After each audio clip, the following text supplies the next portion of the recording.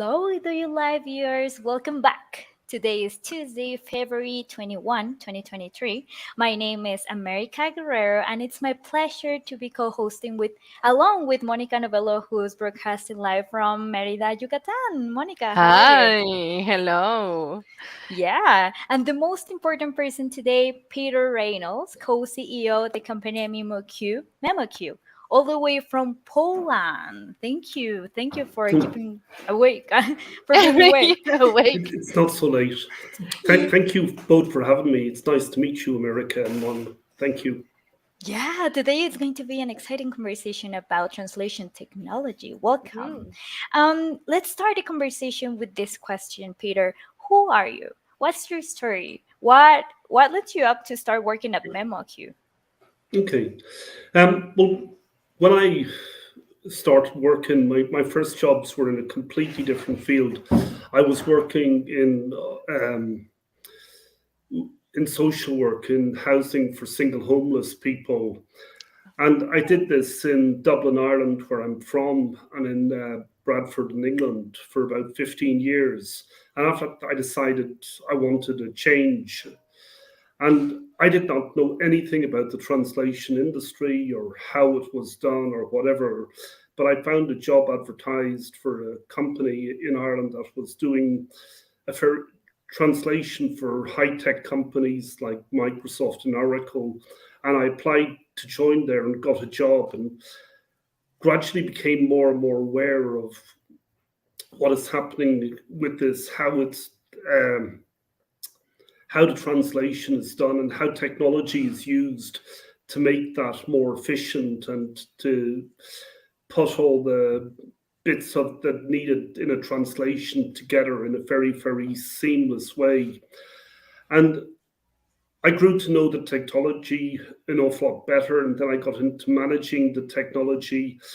And about 14 or so years ago, um, I was invited over to Hungary, to Budapest, to meet three young guys who had founded this company.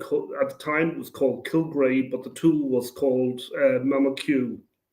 And they had worked 3 years building up, trying to build up the company, but not having a great deal of success. They did very well with the technology, but they weren't making a living out of this. And every single one of them had got another job to pay the bills. So my first job at memoQ was to explain to these people why that it was to their advantage that they were from a smaller country in Europe, and why that they were telling me that, look, we're translation geeks from Hungary who'd even listen to us.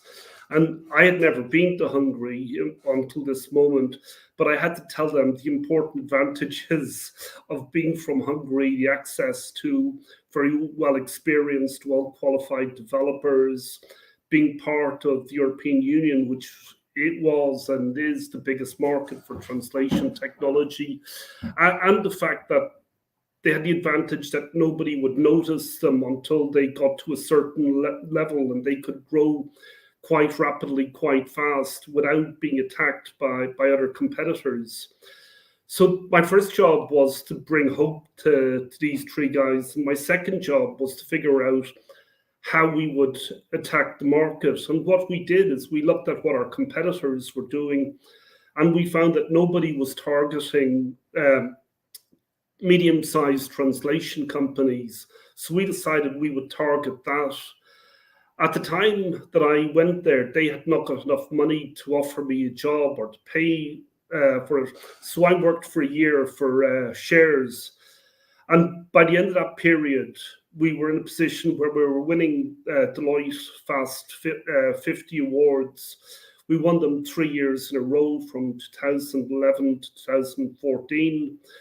And we built up a growing company, all of it bootstrapped, all of it going well.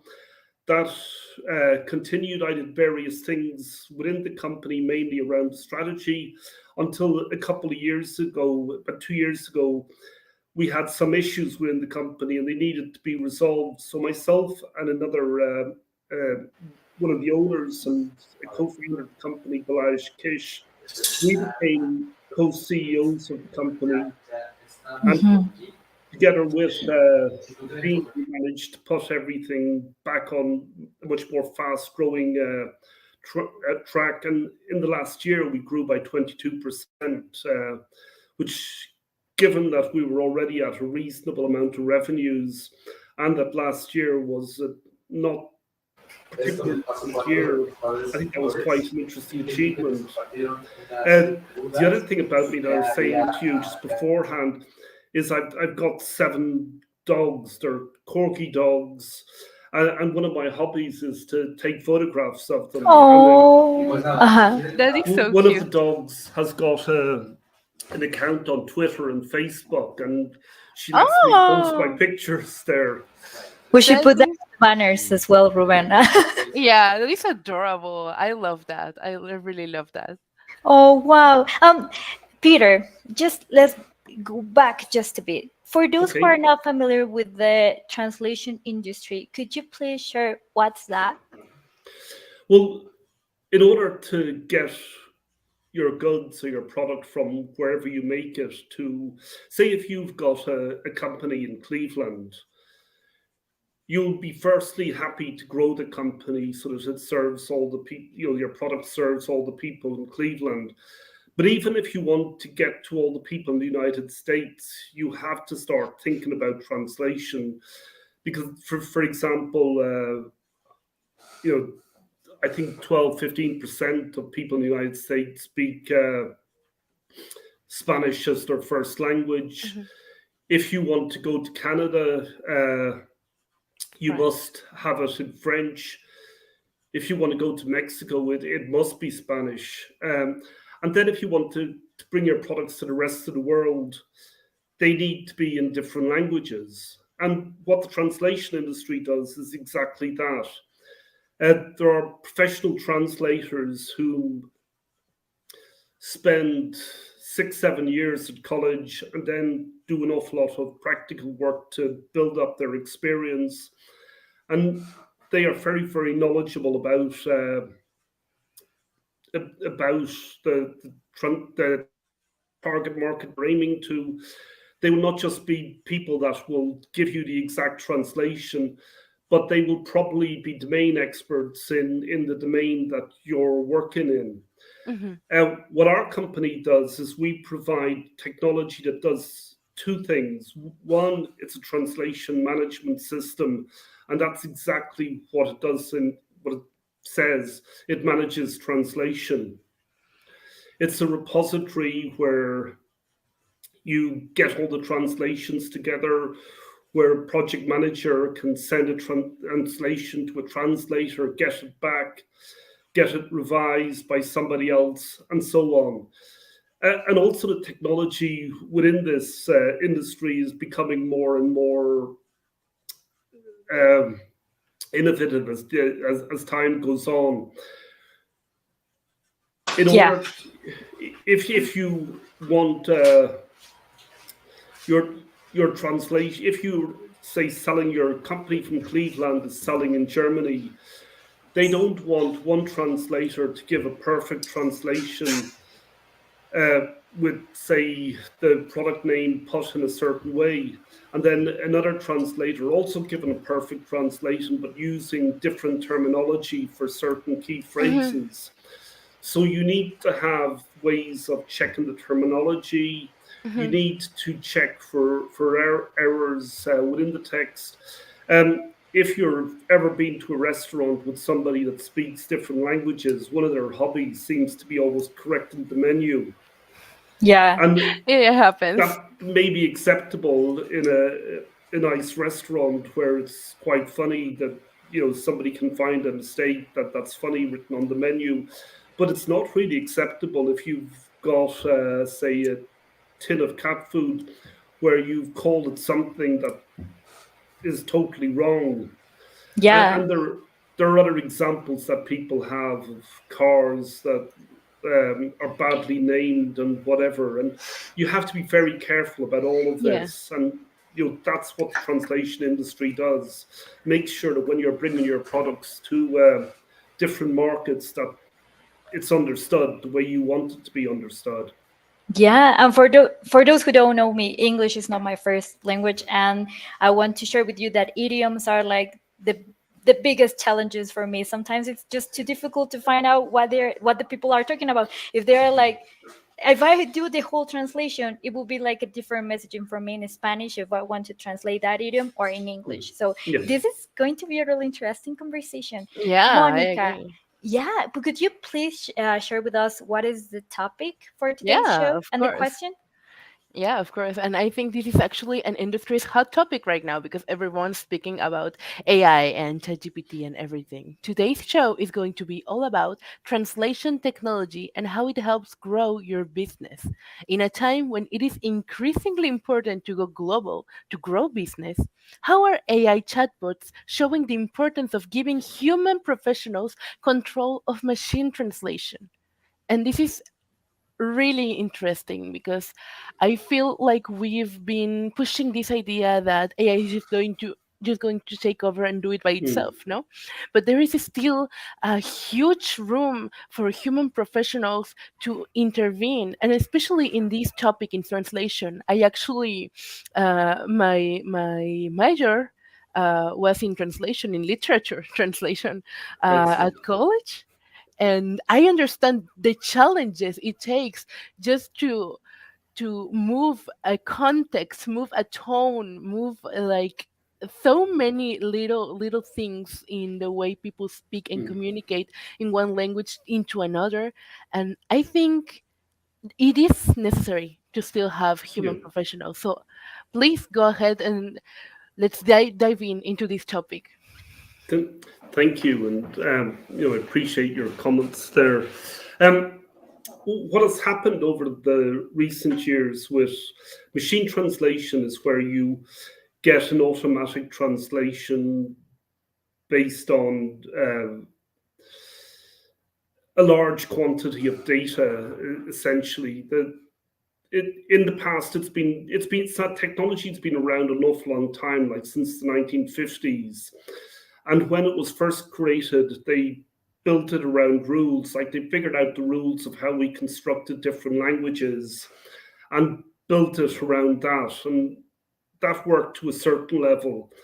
But then, about 20 or so years ago, they started using huge amounts of data and coming up with a probability that if this text is used in the English, this is likely what it will be used in the Spanish.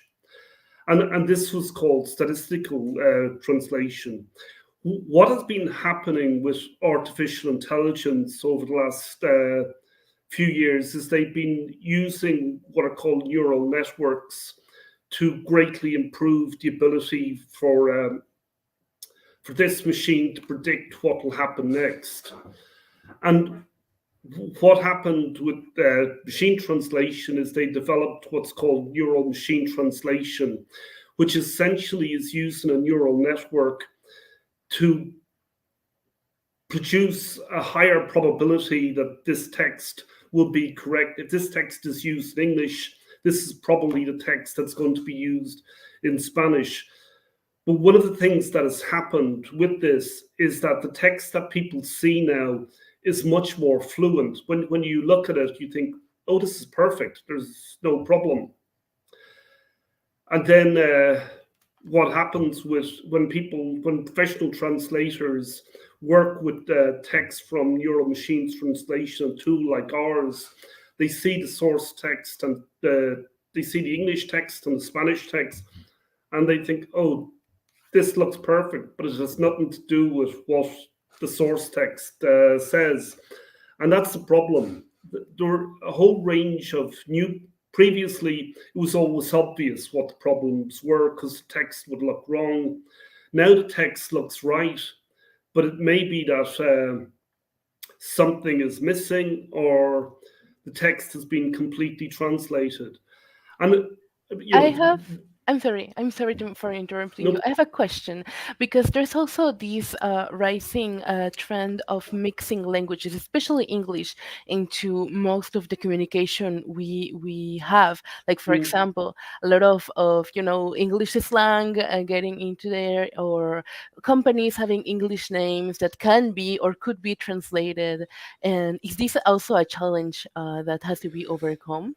Um, it is a challenge, but to some extent, it's a minor challenge because how things like that are managed is that you would use a terminology database to ensure, like for example, Microsoft don't translate Microsoft Windows or Microsoft Office or Microsoft Azure. The same word is used in any language, and you just have it in their you have a set of rules about those words that are built into the tools. In our tool, you would just say that this all never gets translated. And it's as simple as that. That once you set the rules, you're okay with that. And you can also sometimes the word is translated, but it's always translated in a particular way. And again, you would just set the rules on that. But to get back to the issue with machine translation, your machine translation. 4 or 5 years ago, this was looking so perfect that people thought they could just not just use it raw, and they were very happy with it. But the problem was that there were mistakes there that they didn't realize. What has happened over the last couple of months with OpenAI releasing ChatGPT is that people are realizing that artificial intelligence is brilliant, it's great fun, it's spectacular, it feels like a dialogue, but it can be wrong. We saw it when Google released their chat, I think it's LAMDA tool, that they had a big problem. They released a video of this, and it mentioned something that people knew did not actually happen. And this is an issue where something looks perfect, but the machine doesn't care whether it's a lie or not. What artificial intelligence does, whether it's chat GPT or whether it's neural machine translation, is it predicts what's likely to happen next. It predicts that there's a probability that, in answer to your question, that this is the likely way I should answer it, and the words that come out are the words that it's reckoned. It probably there's high probability that this is the right word to put there, and the same thing happens with machine translation. But in both cases, there can be mistakes. And what people are saying now about ChatGPT and whatever is that if you want to use it in a professional setting, you need a professional. Like you can't have, for example, a dialogue written where uh, it would be used for a journalist, where the journalist is not checking everything. Otherwise, it could have, um, you know, what they call hallucinations, what I think the rest of us call lies. And the same thing's true with neural machine translation. In order to get that right, you need a professional checking it. And the issue that we had is that people, because they saw perfect text, weren't getting this. And now, when they see what's happened with ChatGPT and they see that, oh, well, sometimes the artificial intelligence is saying something, but it's not accurate. The fact that the people building artificial intelligence have got a word called hallucination, meaning that the output is imagined, it's wrong, it's a lie, says a lot. And more, every time you see an article on this, there is some example that the journalist is giving about something that the chat GPT or another artificial intelligence dialogue machine said.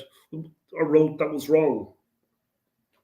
Yes, I'm curious about what are the industries that need this kind of technology. Is there any case study that you could share with us? I saw that there are video games on your website or something. Yeah, there's a huge amount of industries.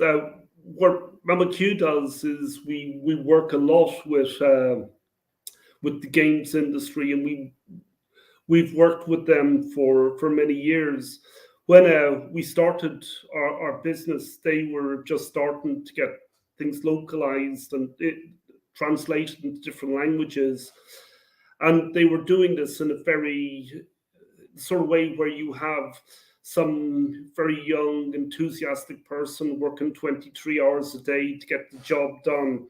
And that's not sustainable. So between us and them, we figured out much more efficient and much more ways where we got the technology doing the work rather than somebody having to work so bad.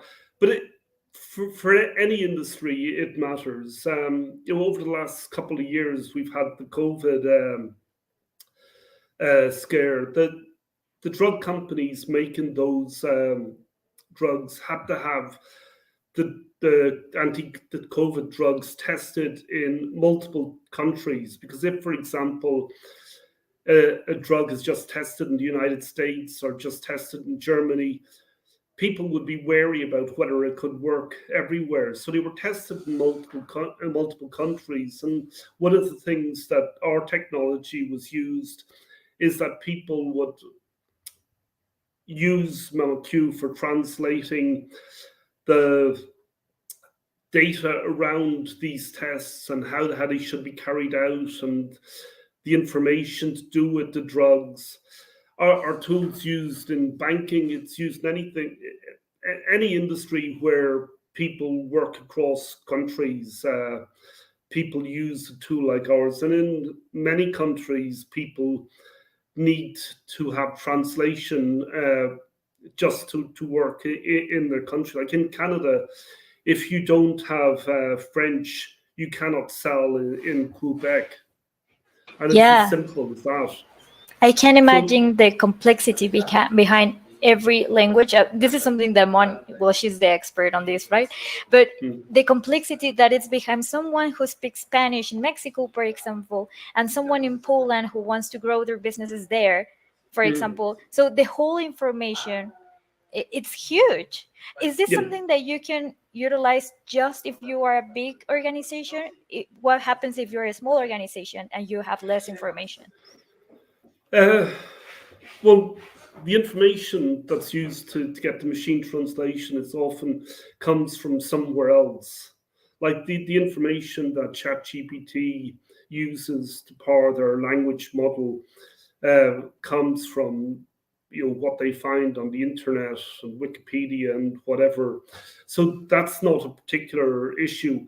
Um, I think it doesn't really matter. How big the organization is. Obviously, if you're a very small company, and say you're just selling, say if you're a company from Canada and you're just selling in other parts of Canada, the United States, and Mexico, then maybe you don't need technology. You could go straight to a translation company and get them to deal with everything.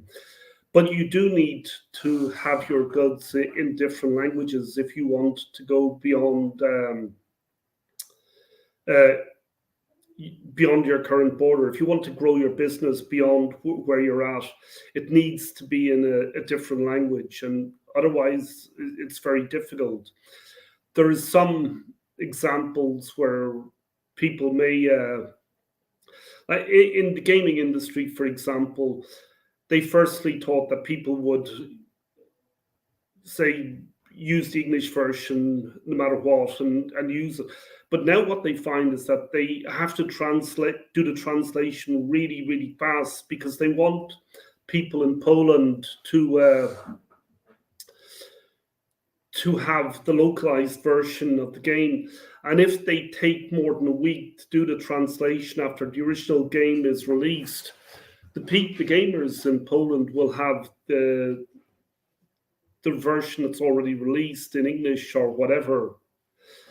And it's also much more complicated than that, because a lot of the games are created in a different language. Like in Poland, there's a huge gaming industry, and there was a lot of publicity around Cyberpunk that came out a couple of years ago. That's a Polish game. The Witcher is a Polish game. In Korea, that there's a huge gaming industry where uh, the games come out in Korean and first, and you need them to be translated in order for them to get outside Korea, because it's just not the case that many people outside of Korea speak Korea. Although with the rise in their culture, that's becoming more and more popular, and maybe soon it'll be a thing of the past where people will be trying to learn Korean because of the culture that they appreciate. Yeah, like I understand how this can actually intervene in basically any industry at this point. I see it right from entertainment to Mm. medical care, you know. Uh, Yeah, how long has been, I'm sure you mentioned it before, I don't think I caught it though. How long has been your journey from, giving those first steps yeah, to today? What has been like the biggest challenge in your journey? Before you mentioned the part about the collecting data from the internet, which is kind of mm, uh, something we've seen already with ChatGPT and everything AI yeah, is doing.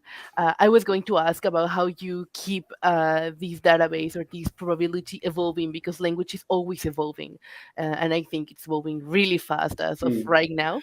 But I think Well, that's like solved right there. I yeah. don't know. Well, what we are is a tool that provides the backbone, the tools that other people use. So we don't actually have those databases ourselves to for that. We just provide the tool set that a translator would use, or project managers managing translation would do. The biggest challenges we have now is that firstly our industry is very competitive, and that's quite a good thing. But it's also a challenge. You have to keep, you know, beat your competitors, and you have to, and they're all nice people who we meet regularly. They're all lovely people, and you still want to beat them. uh, the it's always you always have to figure out what the next technology is that's going to come up, how it will impact us. You have to have not just you, but everybody in your company has to be totally aware of trends that are happening. Uh, the space of memoQ started 2004, so it's you know about 18 years old, 19 years old, and in the course that the technology that's used changes, has been changing quite dramatically. And we have to keep up with this, and that's a huge challenge. What are your words of wisdom? This is going to be my last question because we're about to end the show. But what are your words of wisdom with all this learning that you have in this industry? What could you share with our audience?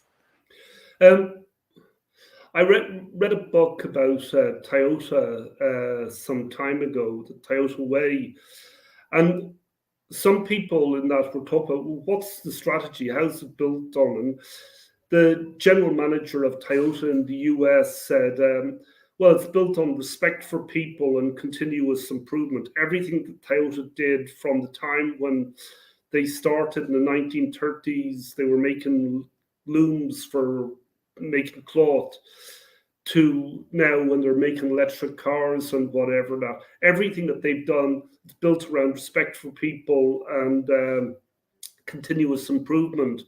And I would copy their approach. That's a good way of looking at things. That if you've got respect for people and continuous improvement, not only will life be interesting, but also be a lot more fun than any other way of looking at it. Well, thank you so much for that. That was what a conversation, really.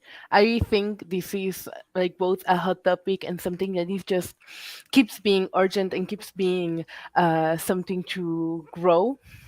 So, really, thank you so much for being here. We've reached the end of our show. Sad, I know, but because this is such a fun topic. But yeah, we are at the end of the show. Thank you, Peter, for joining us. Thank you so much. Uh, I think this is actually the last show of the week. We are working on rescheduling some other shows. But for now, we'll see you next week on Monday for our Dojo Live recap show.